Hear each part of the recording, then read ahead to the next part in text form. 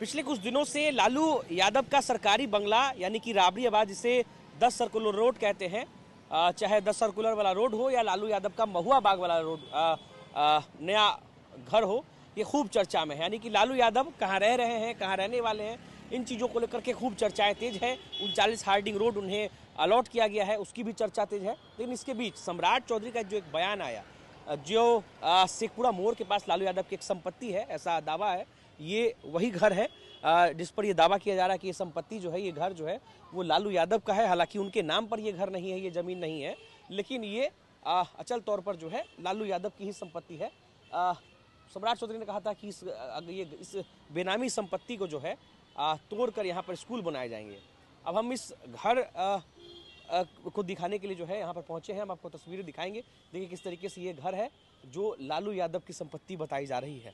इस घर में जाने का रास्ता जो है वो बंद है। हालांकि यहाँ पर एक छोटा सा रास्ता बनाया हुआ है, यानी कि इसमें कह सकते हैं कि होल है दीवार में।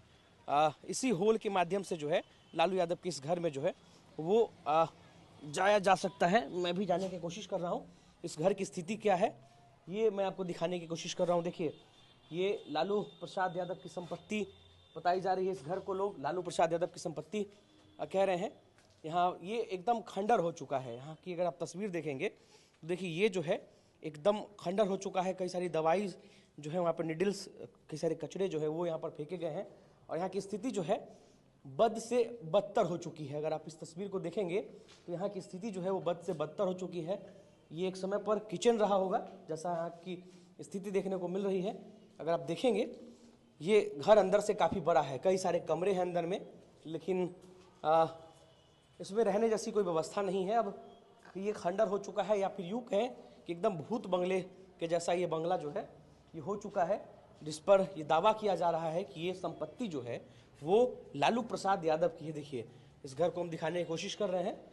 देखिए यहाँ पर एक के बाद एक कई कमरे हैं। अगर आप देखेंगे यानी कि ये ठीक ठाक बड़ा पटना के एकदम पॉश इलाके में ये मकान है, लेकिन अब खंडर हो चुका है।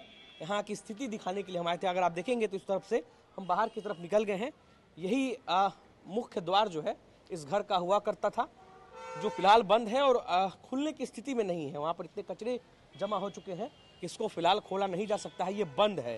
यहाँ पर अगर आप देखेंगे तो इस घर की स्थिति को अगर आप देखेंगे तो ये बाउंड्री है और इस बाउंड्री के अंदर हम पीछे की दीवार जो यहाँ पर एक पहले से एक रास्ता बनाया हुआ है, किसी तरीके से लोगों ने यहाँ पर या फिर यहाँ पर जो लोग आते होंगे उन्होंने एक रास्ता बनाया है और उसी दीवार के होल से जो है लोग यहाँ पर आते हैं।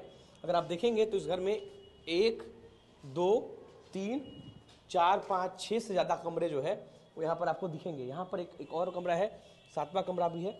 यहाँ से सीढ़ी है, सीढ़ियों के माध्यम से आप ऊपर जा सकते हैं। तो ये तस्वीर हम आपको दिखा रहे हैं इस घर की, जिस घर की चर्चा पिछले कुछ दिनों से खूब तेज है। जब से सम्राट चौधरी ने इस संपत्ति का जिक्र किया है उसके बाद इस मकान को लेकर, इस खंडर बंगले को लेकर के भी चर्चाएं खूब तेज है।